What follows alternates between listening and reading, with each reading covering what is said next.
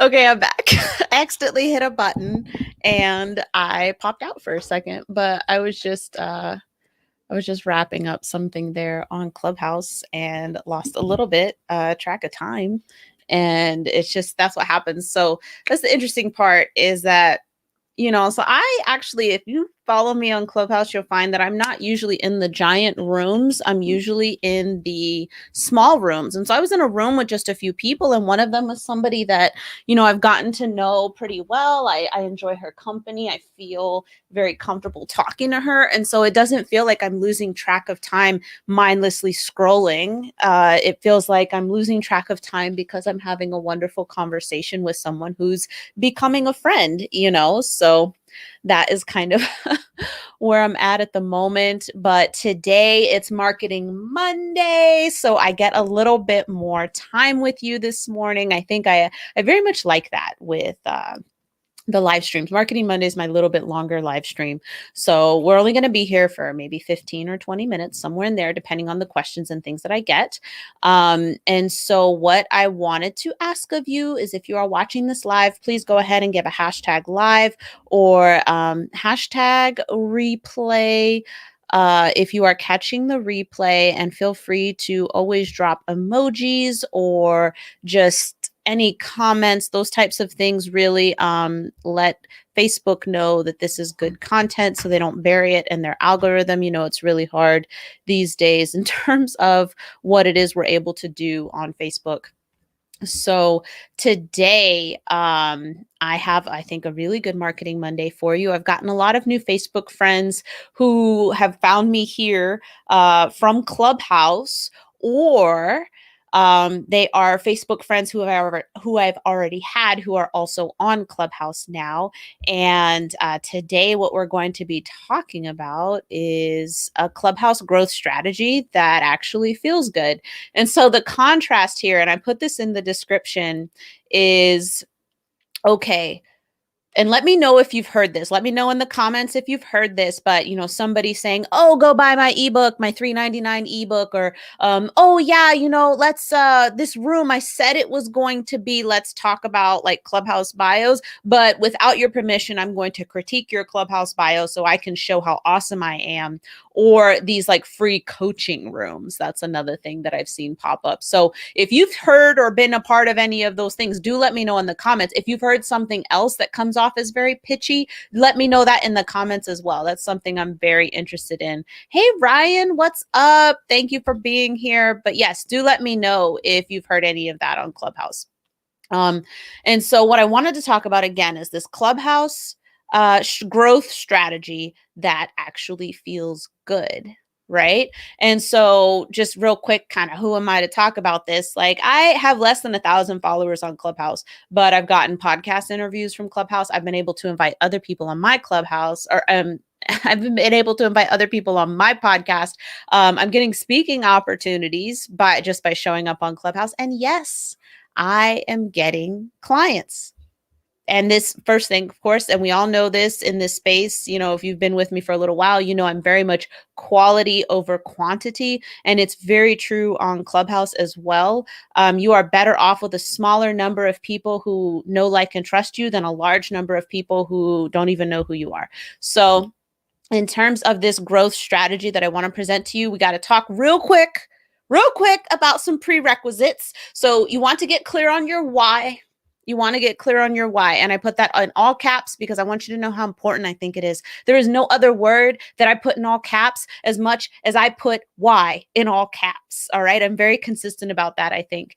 You want to take a look at your assets. By your assets, I mean your other social media profiles. I'm talking about your website, anywhere where anyone can find you. You want to take a look at those assets because Clubhouse is ephemeral and your other assets are more permanent as anything can be on the internet. Then you want to take a look at your offer and your audience. So those are 4 prerequisites. And this is something I typically walk clients through in the Build a Supernova brand program or the Lightning Clarity Intensive.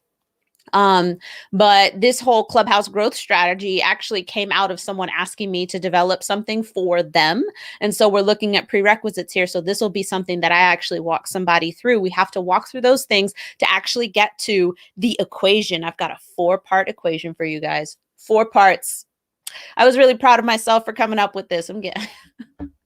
It just came out, I guess. When you are settled into your why, all caps, you start to have these things just come out of you because it's in alignment with what it is that you do. So when I present myself, my brain, this problem of, okay, how can I distill my approach, my success on Clubhouse, right? Both opportunity wise and revenue wise. How do I distill that out for somebody? My mind tumbles it around now, and I'm able to come up with something that's in alignment, that's in attunement with my why, right? So, first part of the equation, intention. The first part of the equation is your intention. What do you want to do on Clubhouse? Define your purpose clearly. And when I say, what do you want to do? Like, what is your intention? What is your purpose for being there? The people who are like, buy my $3.99 ebook, buy my workshop, buy this, buy that. Their purpose is to try to get as many people as possible to purchase their things. Cameron, what do you need? I am glad you're all done with school, honey. He's been sitting there, I think, like since this started, waiting to tell me that he was done with school. But yeah, so that's the first part of the equation. What is it? What's your purpose for being on there? And the reason why I have to ask is because it's the same as any other social media platform in that it is incredibly easy to waste time. So if your purpose for being on Clubhouse is not related to your business, then just keep that in mind. If your purpose for being on Clubhouse is to chit chat with people, or maybe you want to listen to music or whatever, and that's not related to your business, that's okay. All right. But it's not in the business category of things that you're doing. That's in your personal hobby side of things that you're doing. So it's not in the same category. When you have an intention for Clubhouse with your business, it helps you shine a light on all of your activities to make sure everything is in alignment with that intention, right? The why of you being on Clubhouse, which is why it's so important for you to understand your business why. Because if they don't connect, if you're just on Clubhouse because my business coach said I should be there, then you are not going to get as much out of it as someone who says my purpose and intention for being on Clubhouse aligns with my business why, right? They're on the same frequency. All right. Consistency is factor number 2 here in this equation. So you want to show up consistently on the platform, and what that looks like could be different for you. Right. So for me, it's been a daily thing, not the same amount of time every day, but it's been a daily thing. For you, it might be 2 times a week, or, maybe 1 time a week, but maybe it's like 2 to 3 times a week. Maybe that's what it is for you. But every day for me, again, a varying amount of time, I'm up on different stages speaking and reconnecting with people that I've had Zoom calls with now at this point, that I'm able to kind of continue developing that relationships and show support for them. I'm co-hosting rooms, and then of course I got to spend time answering the DMs that come from those rooms because new people are constantly seeing me. So again, it ties back to my intention. My intention is to grow my network. It's to grow the opportunities that are present in my network. That helps me. And opportunity comes in all shapes and sizes. And then so that consistency, create a schedule. When are you going to be on Clubhouse and when are you not? Right. And that's okay. Nobody is saying you got to be tapped in 24/7. You don't have to be somebody who's, sitting in a quiet room and you're like sleeping on Clubhouse with Clubhouse logged in while you're sleeping. You don't have to do that. You shouldn't do that. Actually, they just said don't do that anymore. The third part of this equation is familiarity. So who are you consistently showing up for? Who are you trying to get familiar with?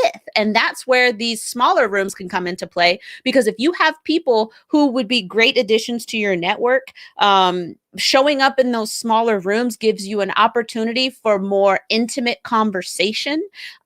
More people, or I guess it's the same number of people, but these people get to kind of share the stage and be more intimate with each other. And as that intimacy breeds familiarity. And so that's relationship building that you can do. And again, when I say opportunity, I'm not talking necessarily clients, because opportunities come in a lot of different shapes, sizes, forms, colors, whatever it is, however you want to describe them. So I like to look for an opportunity to be an opportunity. And the more I grow my network, the more I can be an opportunity. Just this morning, I was a co-moderator for a room on Clubhouse. And one of my friends that I've met in real life wanted to come up on the stage, and they don't have a picture. And I told everybody, I said, hey, it's okay. I know this person. This person is not a bot. This person's actually a really fantastic professional. And I told them a little bit about this person. And that was how I was kind of able to set the stage. So, and then there was another person who was there that I met in a previous room, and I set the stage for this person as well, right? So I was able to be an opportunity for them in terms of kind of setting the scene and letting people know that this is a very valuable person to have on the stage. So that's kind of familiarity and relationship building. The fourth and final component of this equation is merit. Yeah, that's right. I'm not using the word value. If you want to know about value, go back to last week's live stream, okay? Because I'm trying to avoid using the word value, except for when I'm talking about not using the word value. But yes, so merit. Which topics can you provide a contribution to, a significant contribution to? Right? So which topics can you shine? Which topics can you offer something of merit? And merit just means to be worthy of additional attention. So where can you offer, contributions of merit? And the other thing to consider as well is how concise can you be? All right. So I know that if you've been on Clubhouse, you've probably sat in a room where the person just droned on and on and on and on, like they were on their own live stream or on a podcast interview or something like that. One of the beauties of Clubhouse that I've found is that I have been able to refine and hone my message. So now I'm able to explain concepts that used to take me longer to explain because they weren't quite as refined. I'm able to actually say them in a much more concise way, which actually offers a bigger punch. So this is something that, we talk about a lot in content and especially in sales copy. It's not about how much you say, it's what you say and how you say it more often than not. Perfect example, just do it. That's Nike, right? 3 words, and it means a lot to anybody who's familiar with the Nike brand, even a little bit, right? So how concise can you actually be about a topic? And so typically the more knowledgeable we are about something, we can struggle to be concise. But really your real, the significant contributions are often the ones that have been distilled. So that way their most salient points are what's important. Ryan said, thanks for all the tips. You're welcome, Ryan. I'm always happy to do it. And I think I forgot to click through all of these things. But yeah, so intention is the first part of the equation. Consistency is the second part of the equation. Familiarity is the third part of the equation. Who are you showing up for? And then merit is the final portion of the equation. And I guess actually what I want to say too is that we're talking about intention, consistency, familiarity, and merit. You could actually use this equation for Facebook groups that you're participating in or groups anywhere else, LinkedIn, Mighty Networks, wherever groups that you're at. You can use this formula to develop your approach to a particular Facebook group or multiple Facebook groups. So I guess that's the other thing to say is that I'm calling this a Clubhouse growth strategy that actually feels good, but really... Of course, here we are. Look at me, big picture and stuff. But really, this is a marketing strategy in a way, at least questions for you to ask yourself in terms of when you insert yourself into someone else's network, when you insert yourself. 11:15 a.m. It's time for lunch. Remember to wash your hands. When you insert yourself into someone else's community, answer these 4 questions before you start running your mouth. That's what I'll say on that one. And so finally, we're going to wrap this one up here. Do check out the podcast, the Defiant Business Podcast. We've got new episodes on there for you. Just last week, our first guest episode in a while, I interviewed Josh Courier of Courier Marketing, and he is a U.S. Navy veteran. He's a U.S. Navy veteran. We actually have some overlapping service time as well as the same job, actually. And we know some people in common, which is so cool. The world is small. So do be sure to check out the podcast. Last Thursday, his episode about his entrepreneur journey went live. But this Thursday, he's actually going to give us some really amazing SEO information, that's not 5 years old. That's not 3 years old. That's not stuff where I'm like, no, don't listen to these people. So I'm actually talking to somebody who knows more about SEO than I do, which I feel is hard to find these days, not because there isn't a lot to know about SEO, because there is, but it seems to be hard to find people who aren't hawking SEO tactics that are outdated. And in SEO, outdated can happen very fast. So I was really proud to talk to somebody who knew more than I did, and that I'm very proud to offer that to you guys. So do be sure to check that out. The format of the podcast has changed a bit, so we will be going new episodes. There'll be 2 every week, and we're going to work on keeping a weekly cadence for that. So the first episode it'll be a Marketing Monday live stream. So if you miss the live streams, you can catch them on the podcast. And then we will have a guest episode on the podcast every Thursday. That is the plan for the schedule. And then just another reminder, happy spring, everybody. But this was a Marketing Monday live stream. And around mid-April, I'm going to be done going live every day on my personal Facebook profile. So what you want to do so you don't miss out on these daily live streams, because it turns out I love them, you want to make sure that you join the Defiant Business group, which is in the description. All right. The link for the Defiant Business group is in the description, because those live streams are going to be moving over to the group. The Marketing Mondays will still happen on my personal profile, and I may choose a couple of others every now and then to do on my personal Facebook profile. But you're going to want to go over to the group, because that is where I'm going to put all of my significant contributions outside of the Marketing Monday live stream. So do be sure to click that link, and that way you'll be good to go when I cut off the daily live streams on my personal Facebook profile. So this has been a wonderful first Monday of Spring Marketing Monday with you. My name is Ruthie Bowles, and I am the founder of Defy the Status Quo, which is a personal brand and marketing consultancy. And I'm the radically authentic personal brand strategist. What you see is what you get. No strings attached. I mean, I guess as long as you opt in. So if you watch these live streams, that's you opting in. But if we get on a call, if you become a client, if I interview you as a guest on my podcast, you're pretty much opting in. And that is, me going to, Tiffany, yes, I'm wrapping up. Yes, I'm wrapping up 15 to 20 minutes.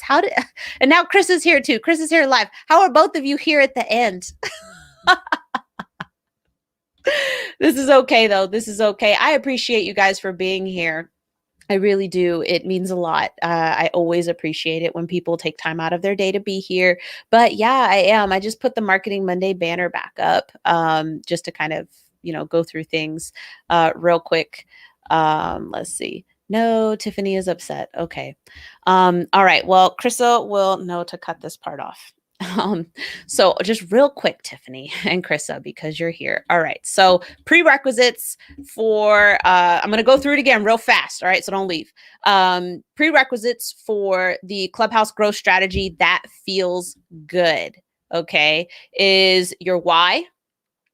Know your business why. Get clear on your business why. I'm talking write it down. I want to know your purpose, your mission, your values, everything.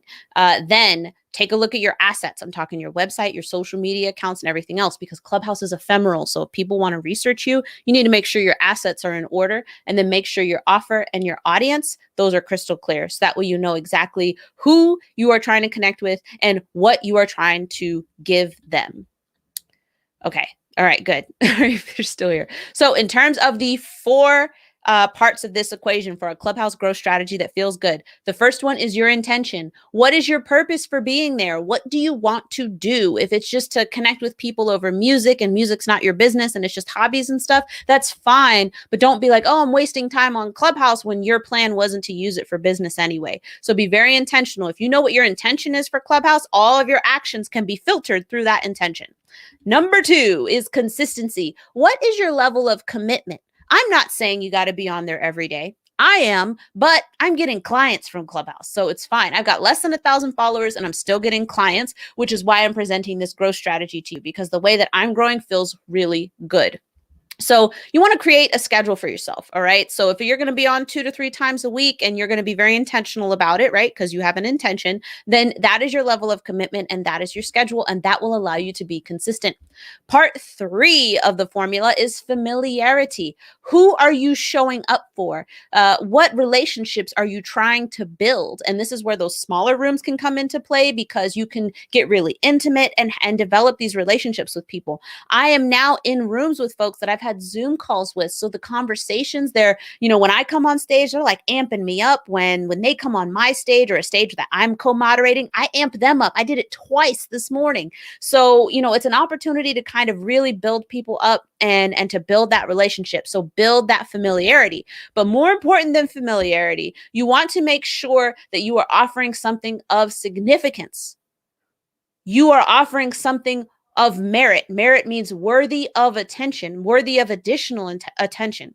So make sure that you are offering something of merit when you go up to these rooms. Don't just get up there and say blah, blah, blah, blah, blah, something that people can find on Google that's super basic. No, get up there, show your conviction, show how you feel about something, because that is where people are connecting, right? A good amount of communication that's not technically the words that you say is the tone of voice that you're using.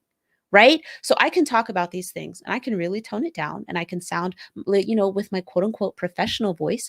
And you will feel that I am friendly and probably very approachable. And you're going to say, oh, Ruthie just sounds like a really nice professional. But actually, what I'm really feeling about this is I'm tired of people getting on stage and droning on and on about nothing. And so to that point, the other thing about merit is how concise can you be? In order to be valuable, you do not have to be long-winded. In order to be significant, to have a real impact on a room, you do not have to monologue forever and ever, especially when people insist that the room is supposed to be a conversation.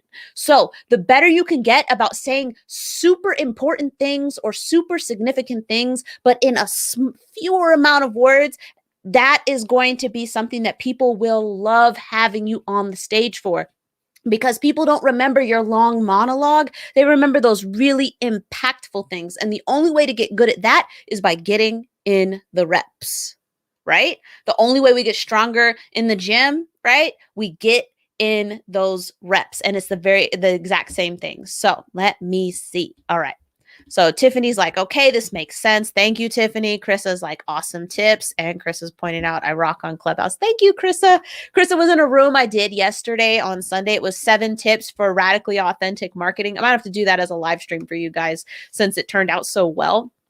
But actually, and speaking of Clubhouse, if you're on Clubhouse, every Tuesday at 9 a.m. Eastern time, I will be going live or starting a room, co-hosting a room called The Radically Authentic Entrepreneur in the Entrepreneur's Lab. And I'm really happy about that. It's a great group of people, wonderful conversations. They have a room Monday through Friday at 9 a.m. Eastern time. And Tuesdays are going to be Ruthie Day. Basically, the Radically Authentic Entrepreneurs. So if you're on Clubhouse and you have time at 9 a.m. Eastern time, I would love to have you there. And if you feel like you want to come up on stage, if I know you, I'm probably going to invite you up on stage. You don't have to accept, but I would love to have you there.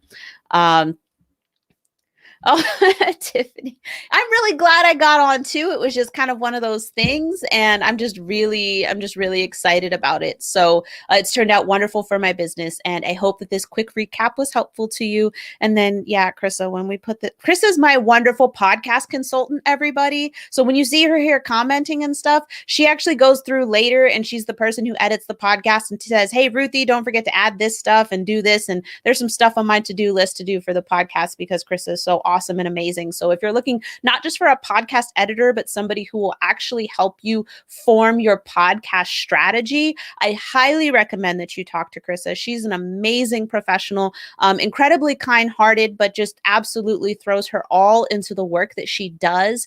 And, I just wanted to take that moment to kind of mention that Chrissa's an amazing person who's on my team who I could not imagine doing the podcast without. So to that note, Chrissa, if you could edit out the recap, that would be great because we went over. So you could just cut it off. You don't have to edit this part. Just cut it off because before I started going into the recap, it was 20 minutes. And that's, It was like 17 minutes. That's where we like the podcast to be, as Krista has guided me and offered this consulting information. So again, if you want someone who's not just a podcast editor, but somebody who is a true podcast consultant and will give you information from just the very depths of her brain, I want you to talk to Krista. I promise the amount of time you will save from editing your own podcast will be amazing. Not to mention the brain power that you will save, because I could say, Krissa, I don't know about this stuff. You know about this stuff. Just tell me. Just tell me what I should do. And then she tells me. It's amazing. It's amazing.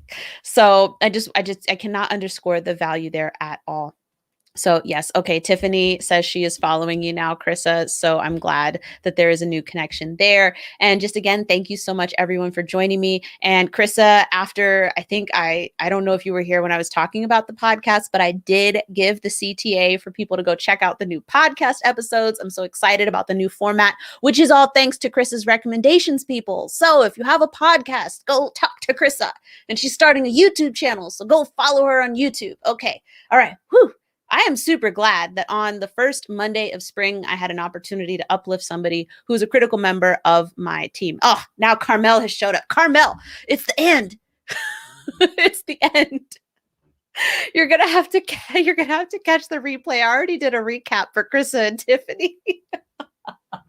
There's only so long I can be here.